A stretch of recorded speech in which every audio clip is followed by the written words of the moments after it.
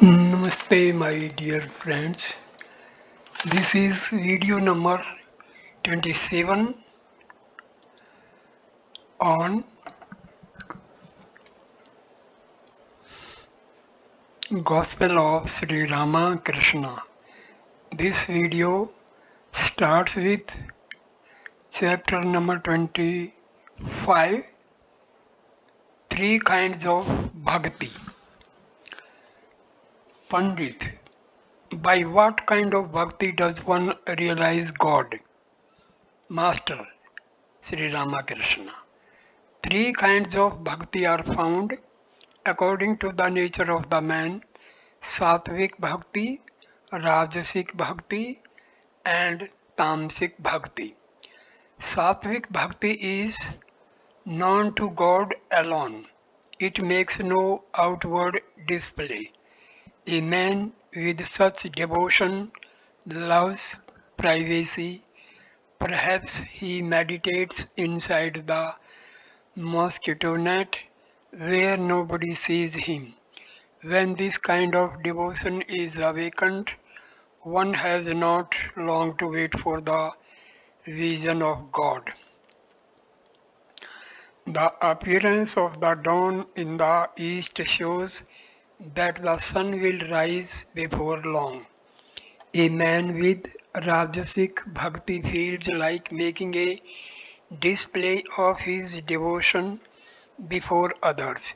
He worships the deity with 16 ingredients, enters the temple wearing a silk cloth, and puts around his neck a string of Rudraksha beads interspersed here and there with beads of gold and ruby. A man with Tamasic Bhakti shows the courage and boisterousness of a highway robber.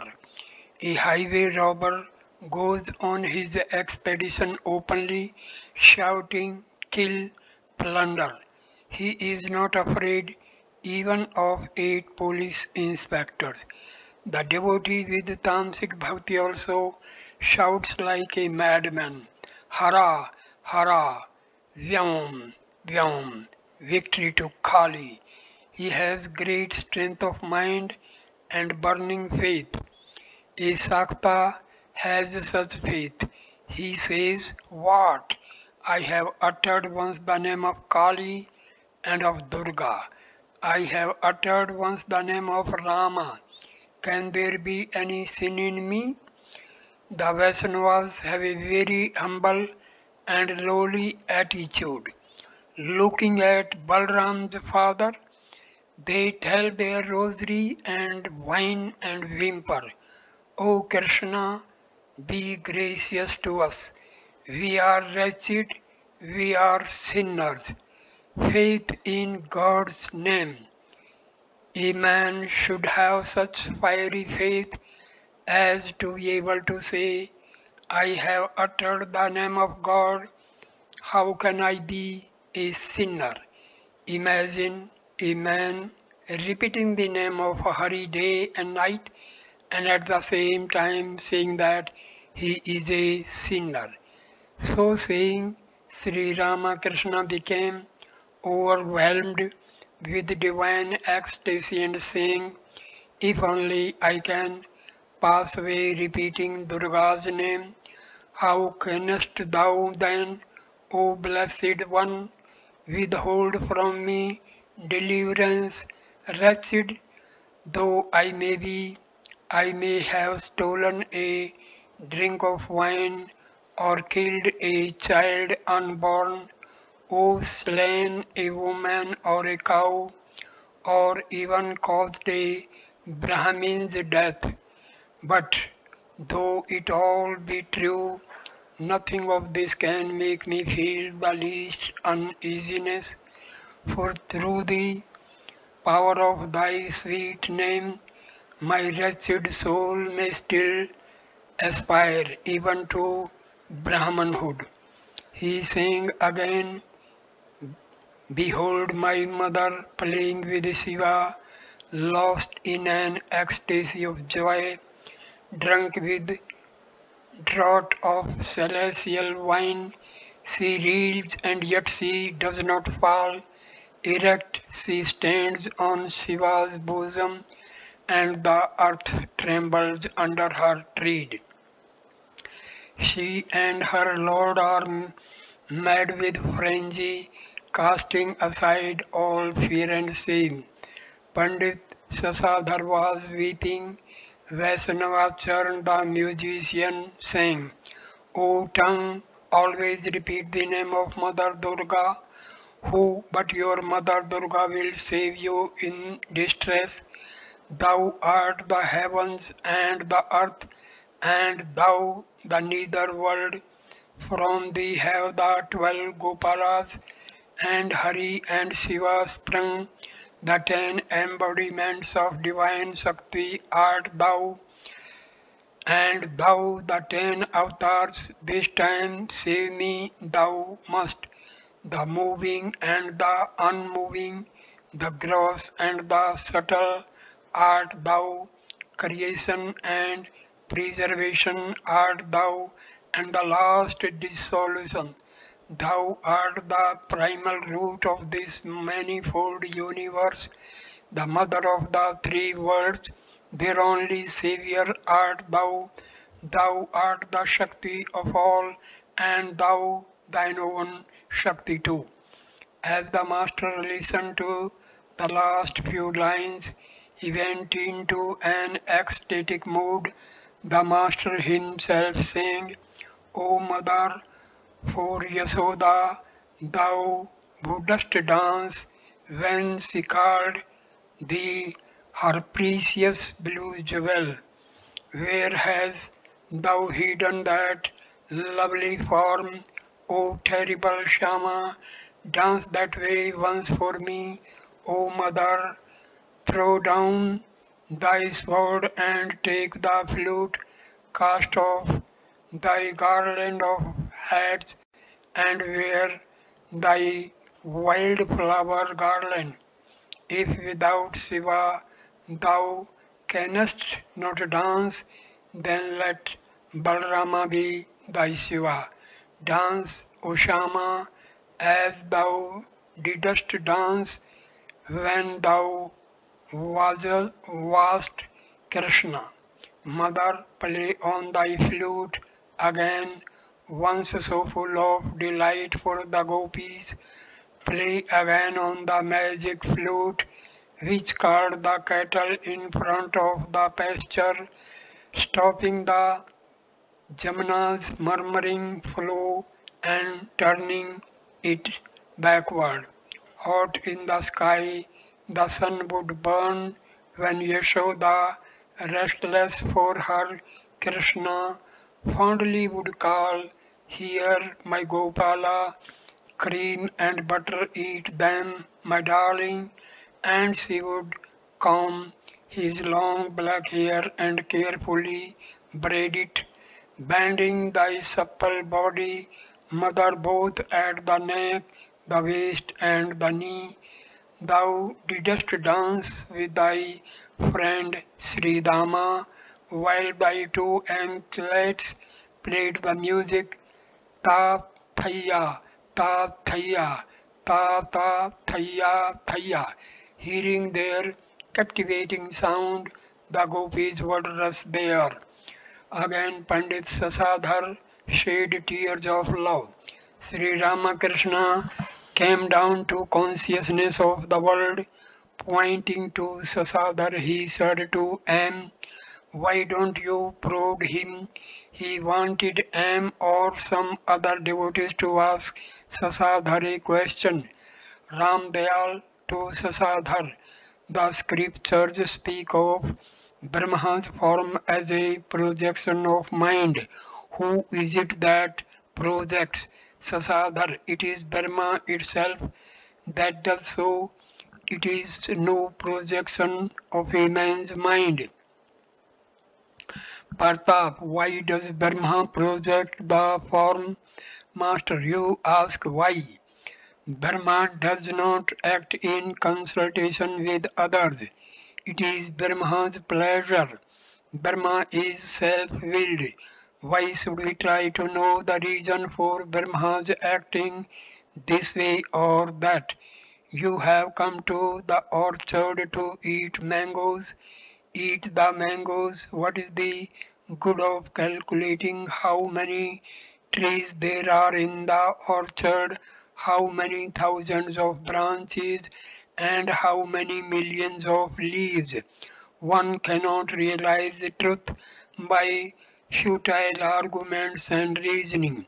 Pratap, should not we reason any more than Master? I am asking you not to indulge in futile reasoning, but reason by all means about the real and the unreal, about what is permanent and what is transitory. You must reason when you are overcome by lust, anger, or grief. Shashadhar, that is different. It is called reasoning based on discrimination. Master, yes, discrimination between the real and the unreal. All sat in silence. Again the master spoke, addressing the Pandit. Master, formerly many great men used to come here. Shashadhar, you mean rich people? Master, no great scholars. In the meantime, the small car of Jagannath had been brought to the veranda. Inside the car were the images of Krishna, Balrama, and Subhadra. They were adorned with flowers, garlands, jewelry, and yellow apparel. Balram was a Sattvic worshipper. There was no outward grandeur in his worship.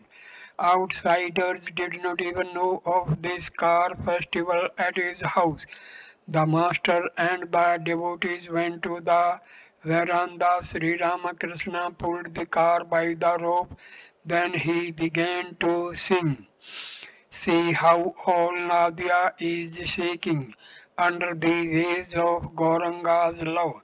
He sang again, Behold, the two brothers have come who weep while chanting Hari's name. The brothers who in return for blows offer to sinners Hari's love. Sri Ramakrishna danced with the devotees. The musician and his party joined the master in the music and dancing. Soon the whole veranda was filled with people. The ladies witnessed this scene of joy from an adjoining room. It appeared as if Chaitanya himself were dancing with his devotees, intoxicated with divine love. It was not yet dusk. Sri Ramakrishna returned to the drawing room with the devotees. Master to Shashadhar, this is called Bhajanananda, the bliss of devotees in the worship of God. Worldly people keep themselves engrossed in the joy of sensuous objects of woman and gold. Through worship, devotees receive the grace of God and then His vision. Then they enjoy Brahmananda, the bliss of Brahma. Sasadhar and the devotees listen to these words with rapt attention. Sasadhar humbly, Sir, please tell us what kind of yearning gives one this blissful state of mind. Master, one feels restless for God when one's soul longs for his vision. The Guru said to the disciple, Come with me, I shall show you what kind of longing will enable you to see God. Saying this, he took the disciple to a pond and pressed his head under the water. After a few moments, he released the disciple and asked, How did you feel? The disciple answered, Oh, I felt as if I were dying. I was longing for a breath of air. Shashadhar, yes, that's it. I understand it now. Master, to love God is the essence of the whole thing. Bhakti alone is the essence. Narada said to Rama, May I always have pure love for your lotus feet, and may I not be deluded by your world bewitching Maya. Rama said to him, ask for some other boon. No, said Narada, I don't want anything else. May I have love for your lotus feet. This is my only prayer. Pandit Sasadhar was ready to leave. Sri Ramakrishna asked a devotee to bring a carriage for the Pandit. Sasadhar, don't trouble yourself, I shall walk. Master smiling, oh, how can that be? You are beyond the reach of even Brahma's meditation. Sasadhar, there is no particular need of my going just now. The only thing is that I shall have to perform my Sandhya. Master, the Divine Mother has taken away my Sandhya and other devotions. The purpose of the Sandhya is to purify body and mind. I am no longer in that state. The Master sang the following lines of a song. When will you learn to lie, O mind, in the abode of blessedness, with cleanliness and defilement on either side of you? While when you have found the way to keep these wives contentedly under a single roof, will you behold the matchless form of Mother Shama? Pandit Sasadhar saluted the master and went away. Ram, I visited Sasadhar yesterday. You asked me to. Master, did I? I do not remember, but it is nice that you went. Ram, the editor of a newspaper, was abusing you. Master, suppose he was. What does it matter? Ram, please listen. Then I began to talk to the editor about you. He wanted to hear more and would not let me go. It was dusk. Sri Ramakrishna began to chant the name of the Divine Mother, Krishna, Rama, and Hari. The devotees sat in silence. The master chanted the names in such sweet tones that the hearts of the devotees were deeply touched. That day Balram's house was like Navadip when Chaitanya lived there. On the veranda it was like Navadip, and in the parlor it was like Vrindavan. That same night Sri Ramakrishna was to go to Dakshineswar. Balram took him into the inner apartments and served him with the refreshments. The ladies of the family saluted the master. The devotees were singing kirtan in the drawing room, awaiting the master's coming. Presently, Sri Ramakrishna came and joined the singers. The kirtan went on.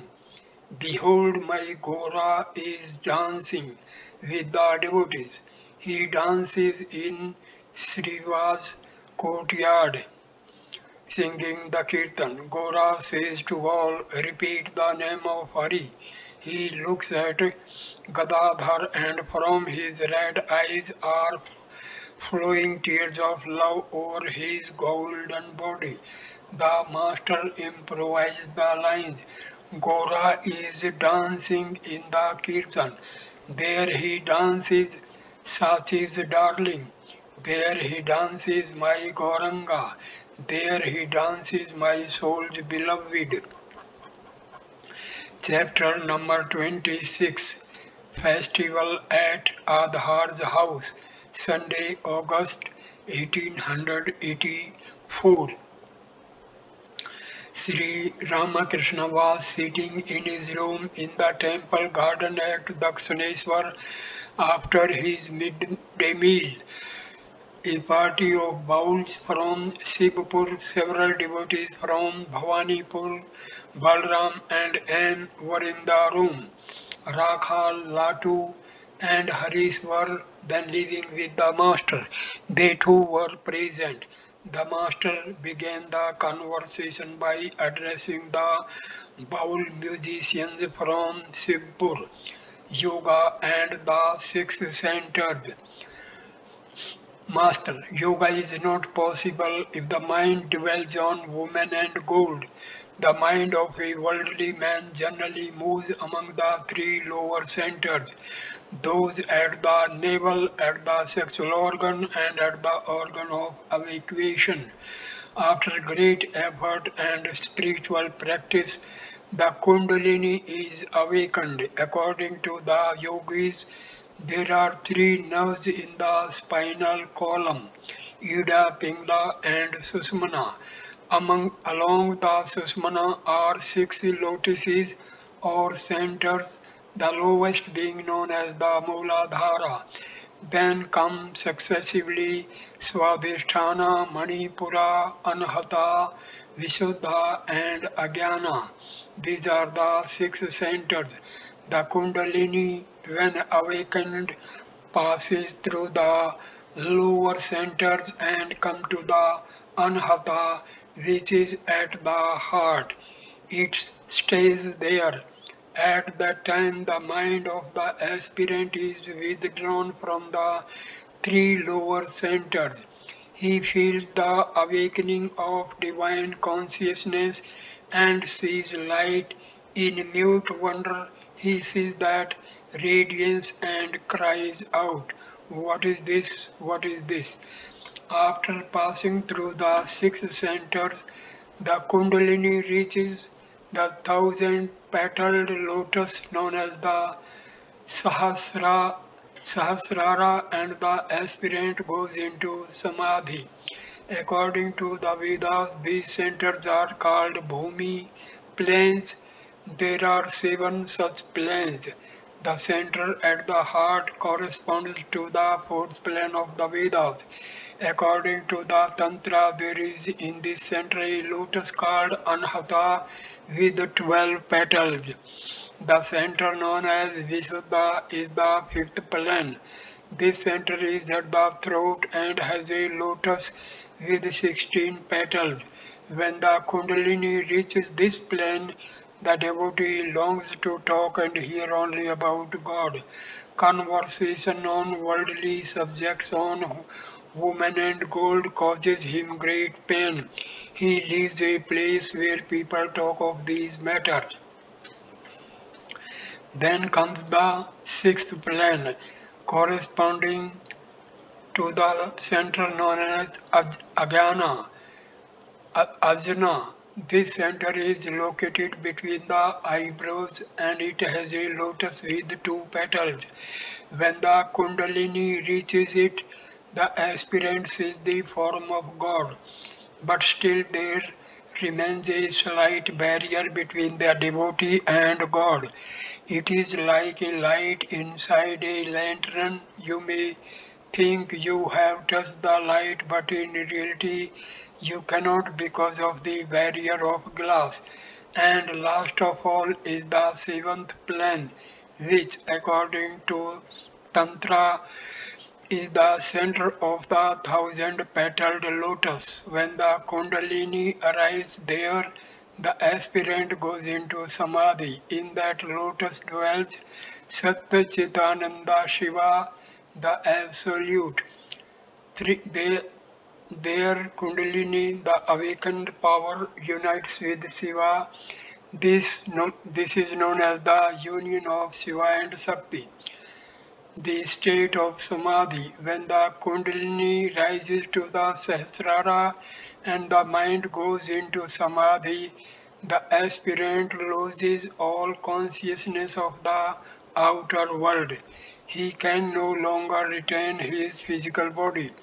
If milk is poured into his mouth, it runs out again. In that state, the life breath lingers for 21 days and then passes out. Entering the black waters of the ocean, the ship never comes back. But the Ishwar Kotis, such as the incarnations of God, can come down from this state of Samadhi. They can descend from this exalted state because they like to live in the company of devotees and enjoy the love of God. God retains in them the ego of knowledge or the ego of devotion, so that they may teach man. Their minds move between the sixth and the seventh planes. They run a boat race back and forth, as it were, between these two planes, keeping individuality after samadhi. After attaining samadhi, some souls of their own accord keep the ego of knowledge, but that ego does not create any attachment. It is like a line drawn on the water. Hanuman kept the servant ego. After realizing God in both his personal and his impersonal aspects, he thought of himself as the servant of God. The great sages such as Narada, Sanka, Sananda, Sanatana, and Sanat Kumara, after attaining the knowledge of Dharma, kept the servant ego and the ego of devotion. They are like big steam, steamships which not only cross the ocean themselves but carry many passengers to the other shore. Two classes of Paramahamsas. There are two classes of Paramahamsas, one affirming the formless reality and the other affirming God with form. Trelanga Swami believed in the formless reality. Paramhamsas like him care for their own good alone. They feel satisfied if they themselves attain the goal. Paramhamsas as teachers of man, but those Paramhamsas who believe in God with form keep the love of God even after attaining the knowledge of Dharma, so that they may teach spiritual truth to others. They are like a pitcher brimful of water. Part of the water may be poured into another pitcher. These perfected souls describe to others the various spiritual disciplines by which they have realized God.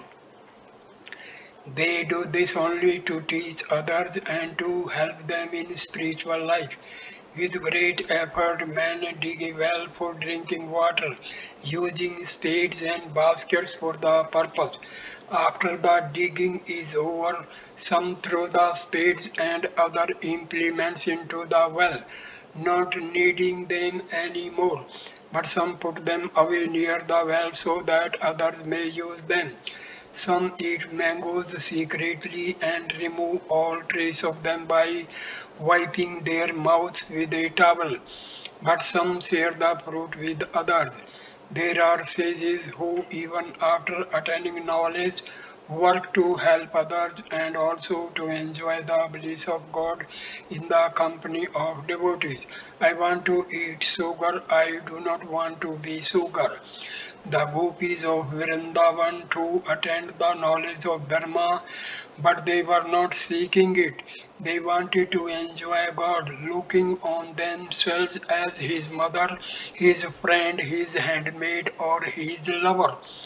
The bowls from Sipur began to sing to the accompaniment of a stringed instrument. A line in the first song was, "We are sinners, redeem us, O merciful Lord." Master to the devotees, it is the attitude of a beginner to worship God out of fear. Please sing about God realization songs expressing divine joy. To Rahul, how well they sang that song the other day at Nabin Nyogi's house. Be drunk, O mind, be drunk with the wine of heavenly bliss. While singing religious songs, one should not constantly refer to one's worries. One should rather feel joyous and ecstatic as one chants God's name. A devotee, sir, won't you sing? Master, what shall I sing? Well, I may sing when the Spirit moves me. Master sings of the divine joy. After a few minutes, the master began to sing. His eyes were turned upward. He sang, "Behold the waves of Gora's ecstatic love. Under them all the universe lies submerged, and in his love I too long to be drowned.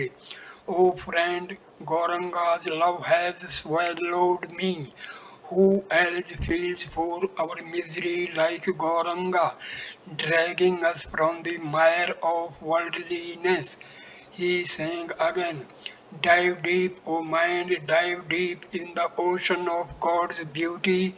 If you descend to the uttermost depths, there you will find the gem of love. Then he sang about the Divine Mother. Can everyone have the vision of Shama? Is Kali's treasure for everyone? Oh, what a pity, my foolish mind will not see what is true. He continued, the black bee of my mind is drawn in sheer delight to the blue lotus flower of Mother Shama's feet. And again, O Mother, what a machine is this that thou hast made? What pranks thou playest with this toy, 3.5 cubits high. As Sri Ramakrishna sang the last song, he went into Samadhi. The devotee sat speechless, gazing at his radiant figure. After some time, he regained partial consciousness of the world and began to talk to the Divine Mother. The Master said, Mother, please come down from up there. Did he feel his mind still lingering in the seventh plane of consciousness, the thousand-petaled lotus of the Sahasrara? Please to come down, he said. Don't torment me that way. Be still, Mother, and sit down. Oh, Mother, everybody's future is determined by the tendencies of his previous births. What shall I say to these people? Nothing can be achieved without discrimination and renunciation. Renunciation true and false. Sri Ramakrishna had now regained full consciousness of the world, and he continued, there are many kinds of renunciation. One of them may be called Markata Vairagya, monkey renunciation. It is a false renunciation stimulated by the afflictions of the world.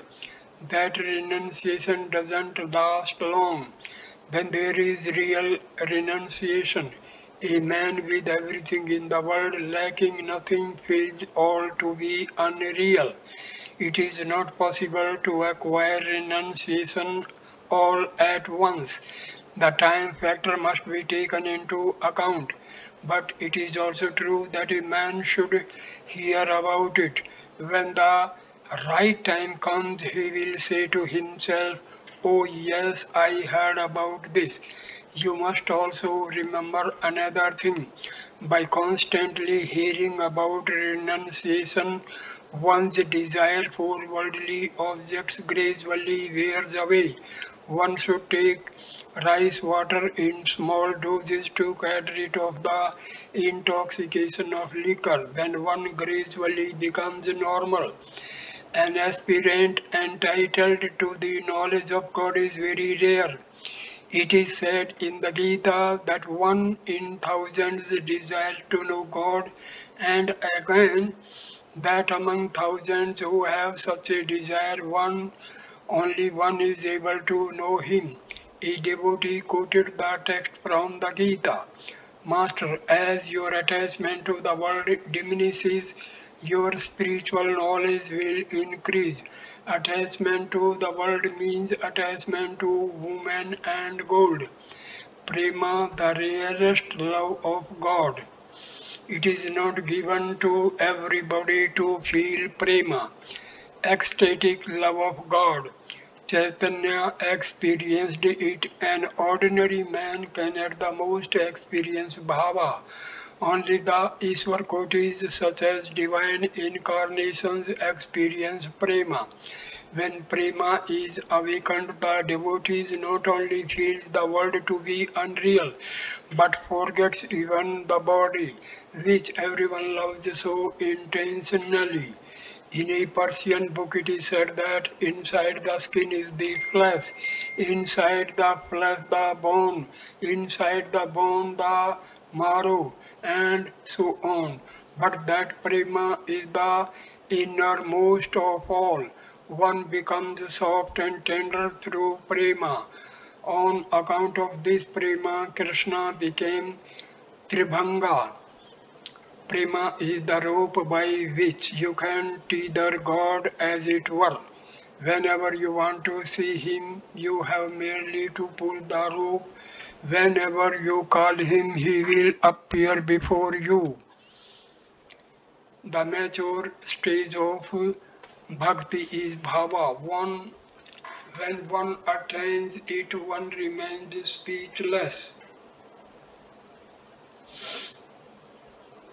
Thinking of Satyachit Ananda thing, the feeling of an ordinary man can go only that far.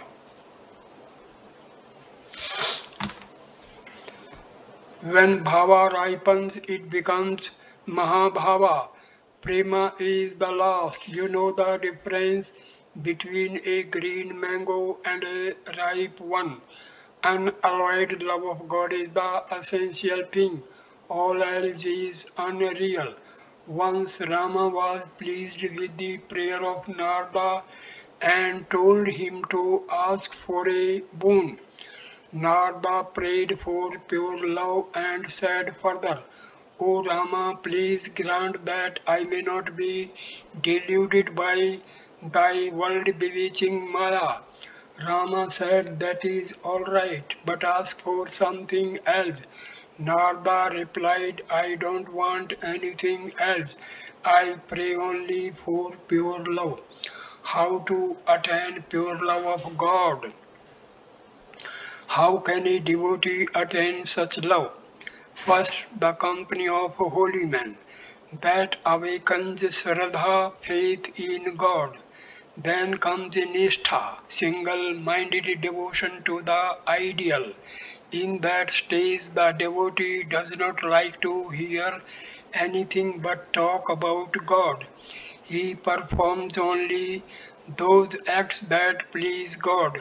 After Nishtha comes Bhakti, devotion to God, then comes Bhava, next Mahabhava, then Prema, and last of all the attainment of God Himself.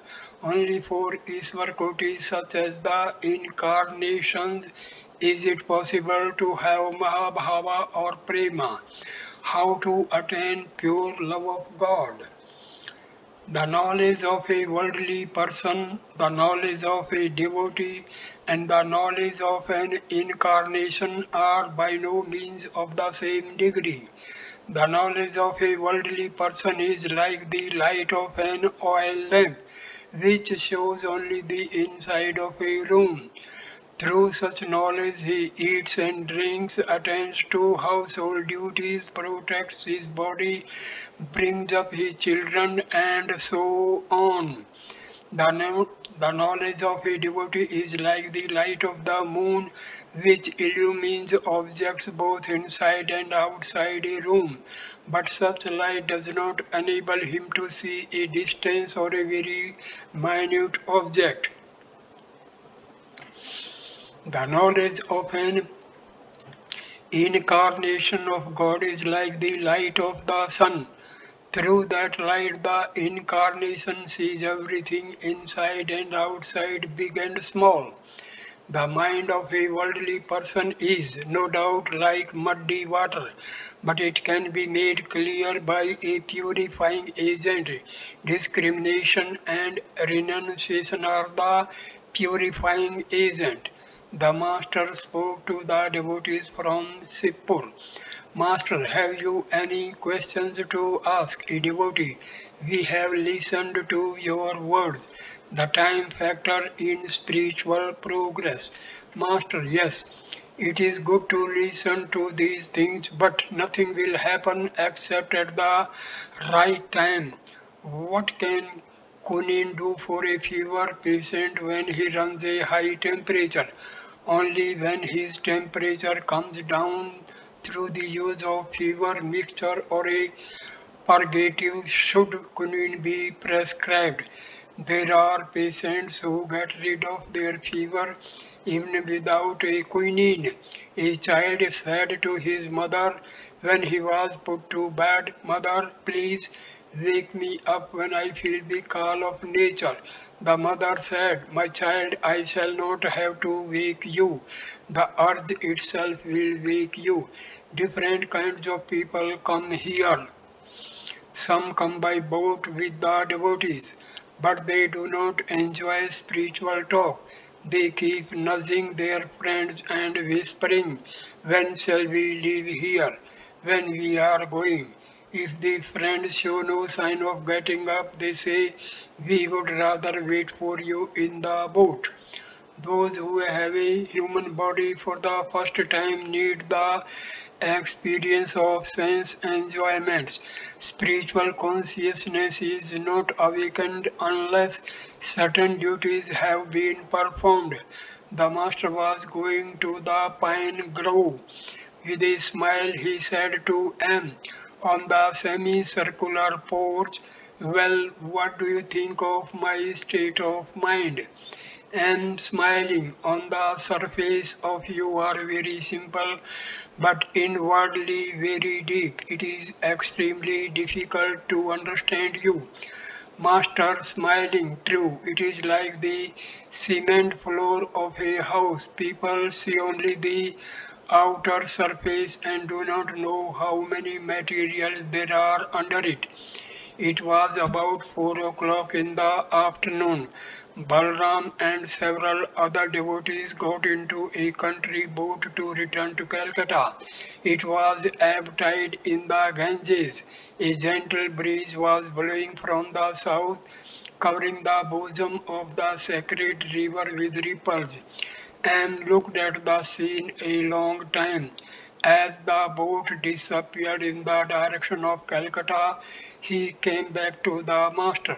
Sri Ramakrishna was going to the pine grove. A beautiful dark rain cloud was to be seen in the northwest. The master asked him, "Do you think it will rain? Please bring my umbrella." M brought the umbrella. Reaching the Panchavati, the master said to Latu, who also accompanied him, "Why do you look so sickly?" "Latu, I can hardly eat anything, master." "Is that the only reason? It is also a bad time of the year. Are you meditating too much?" To M, "I have a request to make of you. Please tell Baburam to stay with me a day or two during Rakhal's absence. Otherwise, I shall feel very unhappy." M, "Yes, sir, I shall tell him." Sri Ramakrishna asked M whether he thought that Baburam was joyless. Presently, the master left them, going in the direction of the pine trees. After a few minutes, M and Latu, standing in the Panchavati, saw the master coming back towards them. Behind him, the sky was black with the rain cloud. Its reflection in the Ganges made the water darker. The disciples felt that the Master was God incarnate, a divine child 5 years old, radiant with the smile of innocence and purity.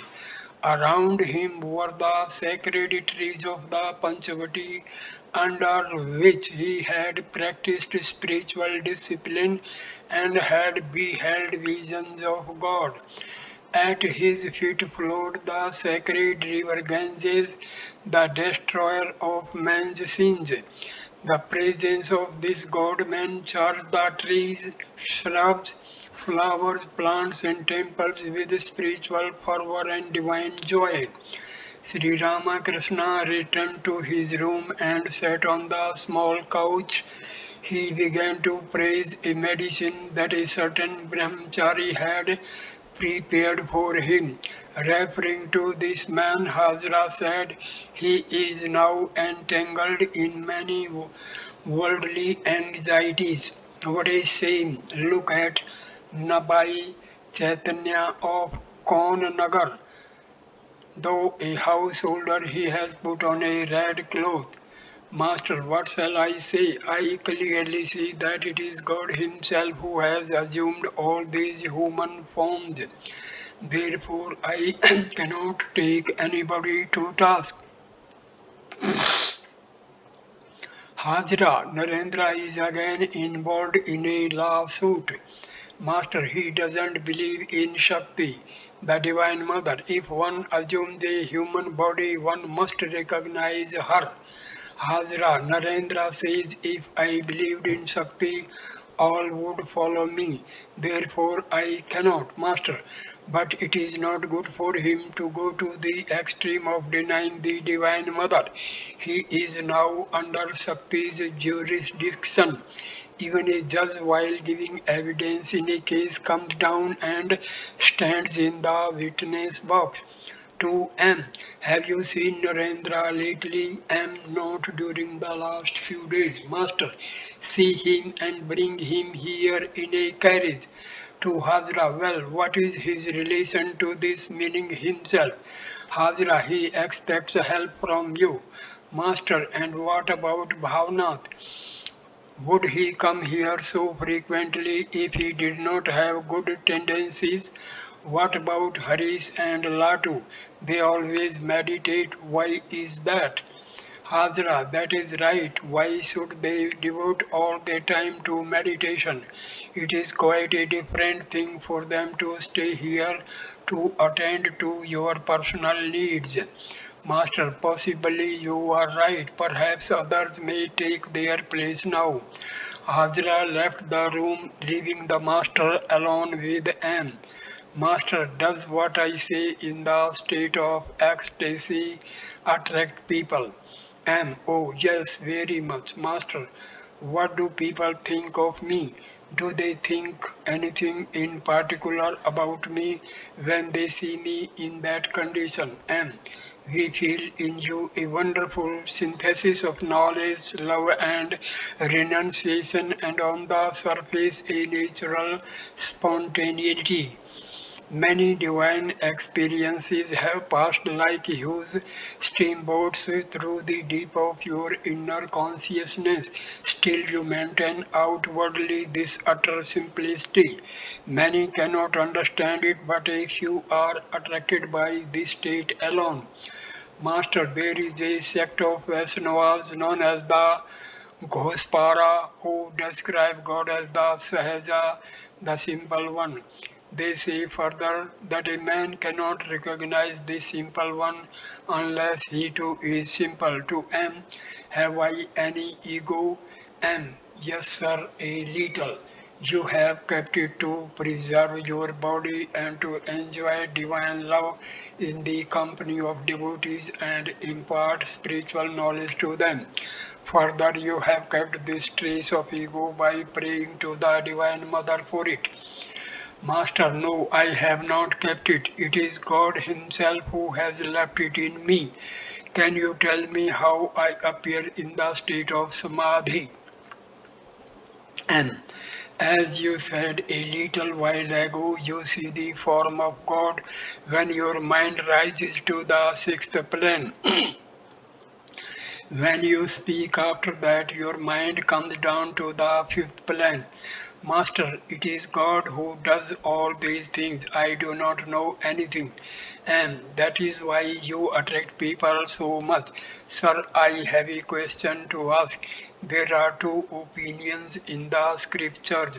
According to one Purana, Krishna is Chidatma, the Absolute, and Radha is Chit Shakti. It's a divine power.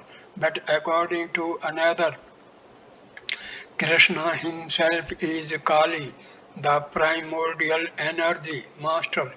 This second view is held in the Devi Purana. According to it, Kali herself has become Krishna. But what difference does it make? God is infinite, and infinite are the ways to reach Him. M remained speechless with wonder for a few moments and then said, "Oh, now I understand. As you say, the important thing is to climb to the roof. Our goal will be achieved if we can accomplish it by following any of the means, a rope or a pole. Master, it is through the grace of God that you have understood that without His grace, doubt is never cleared up. Master teaches and the important thing is somehow to cultivate devotion to God and love for Him. What is the use of knowing many things? It is enough to cultivate love of God by following any of the paths. When you have this love, you are sure to attain God. Afterwards, if it is necessary, God will explain everything to you and tell you about the other paths as well. It is enough for you to develop love of God. You have no need of many opinions and discussions. You have come to the orchard to eat mangoes. Enjoy them to your heart's content. You do not need to count the branches and leaves on the trees. It is wise to follow the attitude of Hanuman. I do not know the day of the week, the phase of the moon, or the position of the stars. I only contemplate Rama. And I now desire that my activities may be much reduced and that I may devote myself greatly to God. Master, certainly your desire will be fulfilled, but a jnani can live unattached in the world. And true, sir, but one needs a special power to lead an unattached life. Master, that is also true, but perhaps you wanted the worldly life. Krishna had been enshrined in Radha's heart, but Radha wanted to sport with him in human form. Hence, all the episodes of Vrindavan.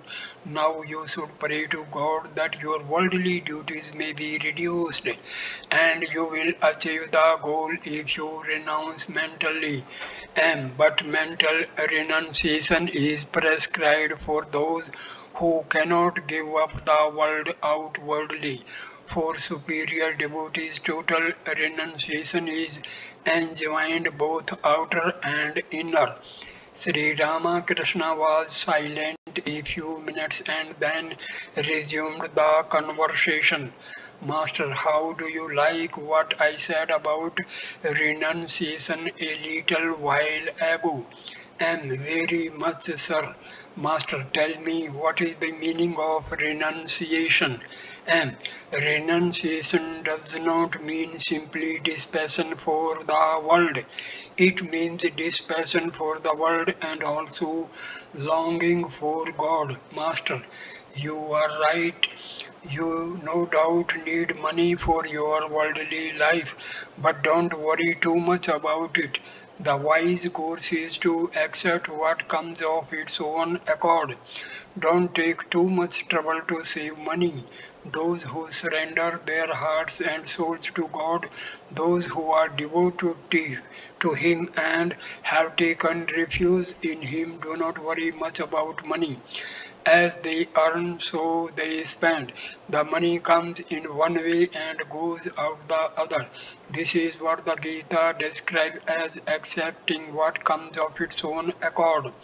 The master referred to Haripada and said, "He came here the other day, and he knows how to sing the stories of the Purana. He sings melodiously about the life of Prahlada and the native of Sri Krishna. Master, is that so? That day I looked into his eyes. They had an inward look. I asked him whether he meditated a great deal, but he said with his eyes cast down and did not answer. Then I said to him, "Look here, don't strain yourself too much. It was now dusk. Sri Ramakrishna, as was usual with him during this part of the day, chanted the names of God and turned his mind to contemplation. Soon the moon rose in the sky, the temple's courtyards and trees were bathed in its silvery light, and millions of broken moons played on the rippling surface of the Ganges. Rakhal and M were with the master in his room. Master to M. Baburam says, "Oh, the worldly life, God forbid." And his opinion is based on mere hearsay. What does he know of the world? He is a mere child. Master, yes, that is true. Have you noticed Niranjan? He is utterly artless. And yes, sir, his very appearance attracts people. How expressive his eyes are, master. Not only his eyes, but his entire person. His relatives proposed that he marry. At this, he said, "Why are you going to drown me?" With a smile, tell me this. People say that a man finds great pleasure in the company of his wife after the hard work of the day, and that is no doubt true of those who think that way. To Rakhal, with a smile, we are now being examined. This is a leading question. Both Rakhal and M were married. Master, with a smile. A mother says, "I shall heave a sigh of relief if I can procure a shade tree for my son. He will rest in its shade when scorched by the heat of the world." And true, sir, but there are parents and parents. A father who is spiritually illumined does not give his children in marriage. If he does, his is a fine spirituality. Adhar Sen arrived from Calcutta and saluted the master. After a few minutes, he went to the temple of Kali, where M followed him. A little later, M was sitting at the bathing ghat on the Ganges. The flood tide had just set in. As he listened to the waters lapping against the bank, many pictures of Sri Ramakrishna's divine life flitted before his mind. The master's deep samadhi, his constant ecstasy, his joy in the love of God, his untiring discourse on spiritual life, his genuine love for the devotees, and above all, his childlike simplicity. Who was this man? Was it God who had embodied himself on earth for the sake of his devotees? Adhar and M returned to the master's room. Adhar had been to Chittagong in East Bengal on official duty. He was telling the master about his visit to the Chandranath Hills and Sitakunda, sacred places of Chittagong. Adhar, near Sitakunda, I visited a well where I saw fire in the water. I saw fire in the water. It is always burning on the water with the leaping tongues. Master, how is that possible? Adhar, the water contains phosphorus. Presently, Ram Chatterjee entered the room. The master said some kind words about him to Adhar. Master, Ram's presence in the temple garden has relieved us of many anxieties. He searches out Harish, Latu and the others at mealtime. Very often they are absorbed in meditation in some corner of the temple garden. It is Ram who sees that they eat at the proper time. Saturday, September 6, 1884. Master at Adhar's house. About 3 o'clock in the afternoon, Sri Ramakrishna was seated in Adhar's parlor on the second floor. Narendra, the Mukherjee brothers, Bhavnath, M. Hajra, and other devotees were with the master. Arrangements were being made for Narendra to sing. While he was turning the Tanpura, one of the strings snapped and the master exclaimed, "Oh, what have you done?" Narendra then turned the drums. The master said to him, "You are beating that drum and I feel as if someone were slapping my cheek." Referring to the Kirtan, Narendra said, "There is not much rhythm in the Kirtan. That's why it is so popular and people love it so much." Master, how silly. People like it because it is so tender and full of pathos. Narendra's music, Narendra sang, "Sweet is thy name, a refuge of the humble. It falls like sweetest nectar on our ears and comforts us, beloved of our souls." He sang again, "O Lord, must all my days pass by so utterly in vain? Down the path of hope I gaze with longing day and night. Thou art the Lord of all the worlds, and I but a beggar here. How can I ask of thee to come and dwell within my heart? My poor heart's humble cottage door is standing open wide. By gracious Lord, and enter there but once and quench its thirst." Master to Hajra smiling. "That was the first song he sang for me." Narendra sang one or two more songs.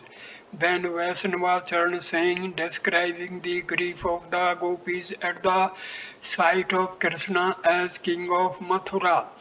"O Hari, how shall we know you now? In Mathura's royal splendor, you have forgotten us.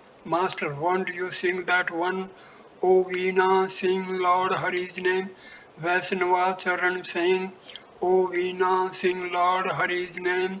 Without the blessing of his feet, you cannot know the final truth. The name of Hari slays all grief. Sing Hari's name, sing Krishna's name. If only Hari shows his grace, then I shall never be distressed. O Veena, sing his name but once. No earthly gem is half so rare." Govinda says, "In vain my days have passed. No longer may I float here in life's trackless ocean waste." While listening to the song, the master became abstracted. Saying, "Ahmi, Ahmi," he went into Samadhi. The devotees were sitting around him, their eyes riveted to him. The room was filled with people. Master in ecstasy, the musician sang again. As he improvised new lines describing ecstatic love of God, the master stood up and danced. He himself improvised lines and sang them with outstretched arms. Soon he went into Samadhi and sat down with his head resting on the bolster in front of him. The musician was also carried away with emotion and sang new songs. Sri Ramakrishna again stood up and began to dance. The devotees could not control themselves. They too danced with the master. While dancing, Sri Ramakrishna every now and then went into deep samadhi. When he was in the deepest samadhi, he could not utter a word, and his whole body remained transfixed. The devotees danced encircling him. After a while, regaining partial consciousness, he danced with the strength of a lion intoxicated with ecstatic love. But even then he could not utter a word. Finally, regaining More of the consciousness of the world, he sang again, improvising the lines. An intense spiritual atmosphere was created in Adhar's parlor. At the sound of the loud music, a large crowd had gathered in the street. Sri Ramakrishna danced a long time in the company of the devotees. When he resumed his seat, still lingered with the lingering glow of divine fervor, tinged with the lingering glow of divine fervor, he asked Narendra to sing, O Mother, make me mad with thy love. Narendra sang, O Mother, make me mad with thy love. What need have I of knowledge or reason, Master, and that one upon the sea of blissful awareness? Narendra sang, upon the sea of blissful awareness, waves of ecstatic love arise, rapture, divine play of God's bliss. Oh, how enthralling! Master, and that one too in wisdom's firmament. Perhaps it is too long, do you think so? All right, sing it slowly. Narendra sang, in wisdom's firmament the moon of love is rising full, and love's flood tide is surging waves in flowing everywhere. O Lord, how full of bliss thou art, victory unto thee, Master. And won't you sing that one, the wine of heavenly bliss? Narendra sang, be drunk, O mind, be drunk with the wine of heavenly bliss. Roll on the ground and weep, chanting Hari's sweet name. Fill the arching heavens with your deep line roar, singing Hari's sweet name with both your arms upraised. Dance in the name of Hari and give his name to all. Swim by day and by night in the bliss of Hari's love. Slay desire with his name and blessed by your life. The master improvised, be drunk with prema and weep, chanting Hari's sweet name, and be mad with divine fervor and weep, chanting his name. Sri Ramakrishna and the devotees rested a while. Narendra said to the master in a low voice, will you kindly sing that one? Master, my voice has become a little hoarse. After a few minutes he asked Narendra, which one? Narendra, God whose beauty delights the world. Sri Ramakrishna sang, describing the beauty of Sri Chaitanya, who has brought God to Nadia. God whose beauty delights the world. His face covered with ringlets of hair shines like lightning, again a dark cloud. Again he sang, this time about the grief of a gopi at her separation from Sri Krishna. I have not found my Krishna, O friend. How cheerless my home without him. Ah, if Krishna could only be the hair upon my head, carefully I should braid it then and deck it with bakul flowers. Carefully I should fashion the braids out of my Krishna hair. Krishna is black and black is my hair, black would be one with black. Ah, if Krishna could only be the ring I wear in my nose, always from my nose he would hang and my two lips could touch him. But it can never be, alas, why should I idly dream? Why should Krishna care at all to be the ring in my nose?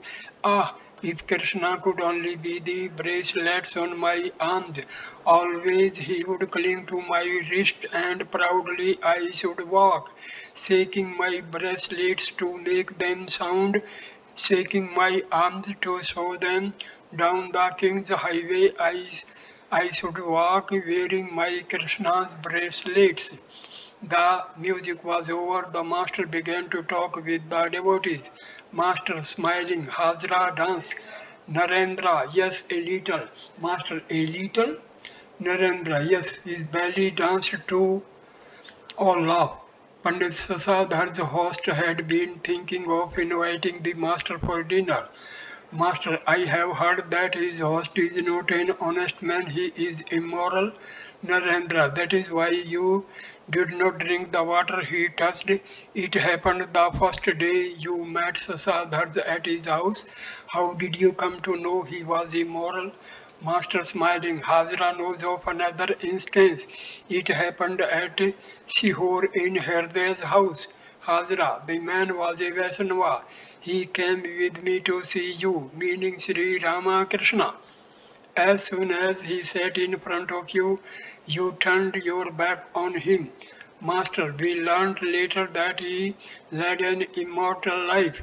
To Narendra, you used to say at first that these were all hallucinations. Narendra, how was I to know? Now I see that you are always right. Adar had prepared a feast for the master and the devotees, and now he invited them to the meal. The master said to the Mukherjee brothers, "What? Won't you eat?" They said humbly, "Please excuse us, master, but why? You are doing everything else. Why this hesitation only about eating the meal?" Adhar was a low-caste Hindu, therefore some of the master's Brahmin devotees hesitated to eat at his house. They came to their senses at last when they saw Sri Ramakrishna himself eating. It was about 9 o'clock. The master was resting in the drawing room with the devotees. He would soon leave for Dakshineshwar. The Mukherjee brothers had arranged with a singer of Kirtan to entertain the master the following day. Ram was taking singing lessons from this musician. Sri Ramakrishna asked Narendra to come to Dakshineshwar to hear the Kirtan. Master to Narendra, come tomorrow, won't you? Narendra, I shall try, sir. Master, you can bathe there and also take your meal. Pointing to M, he may dine there too. To M, are you quite well now? I hope you are not on a diet. M, no, sir, I shall come. Nitya Gopal was living at Vrindavan. Sunilal had returned from Vrindavan only a few days before, and the master inquired about Nitya Gopal.